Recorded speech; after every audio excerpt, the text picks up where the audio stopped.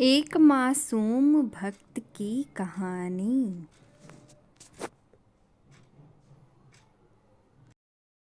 ऐसा कहा जाता है एक बार एक शिव भक्त अपने गांव से केदारनाथ धाम की यात्रा पर निकला। पहले यातायात की सुविधाएं तो थी नहीं, इसलिए वह पैदल ही निकल पड़ा। रास्ते में जो भी मिलता उससे केदारनाथ का मार्ग पूछ लेता और मन में भगवान शिव का ध्यान करता रहता।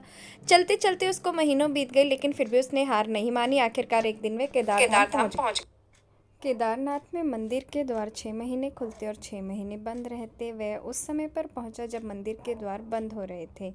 मंदिर के पंडित को उसने बताया वह बहुत दूर से महीनों की यात्रा करके आया है। पंडित से प्रार्थना की मंदिर खोलकर दर्शन करवा दीजिए, लेकिन वहाँ का तो नियम है, एक बार द्वार बंद तो बंद। इसलिए पंडित जी ने नियमों के चलते उसे साफ मना कर दिया। भगवान शिव के दर्शन ना होने के कारण वह बहुत रोया। बार बार भगवान शिव को याद किया कि प्रभु बस एक बार दर्शन करा दो। वह प्रार्थना कर रहा था सभी से, लेकिन उसकी किसी ने भी नहीं सुनी। मंदिर के पंडित बोले, आप यहाँ 6 महीने बाद आना, क्योंकि 6 महीने बाद यहाँ के दरवाजे खुलेंगे। यहाँ 6 महीने बर्फ़ और ठंड पड़ती है। और सभी जन वहाँ से चले गए। वह भी वहीं रोता रहा। रोते रोते रात होने लगी, चारों तरफ अंधेरा हो गया, लेकिन उसे विश्वास था अपने शिव पर कि वो जरूर कृपा करेंगे और उसे दर्शन देंगे। अब उसे बहुत भूख और प्यास भी लग रही थी। उसने किसी के आने की आहट सुनी। देखा एक सन्यासी बाबा उसकी ओर आ रहा है।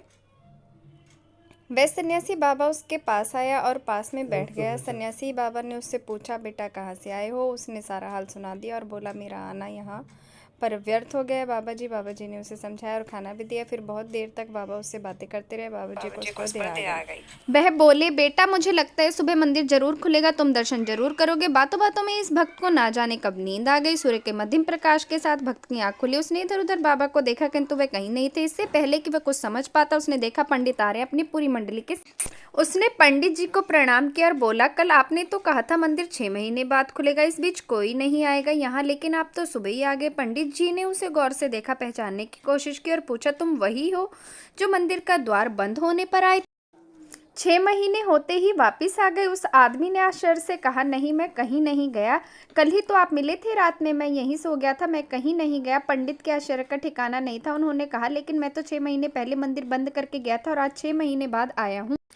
तुम 6 महीने तक यहाँ पर जिंदा कैसे रह सकते हो? पंडित और सारी मंडली हैरान थी। इतनी सर्दी में एक अकेला व्यक्ति कैसे 6 महीने तक जिंदा रह सकता है?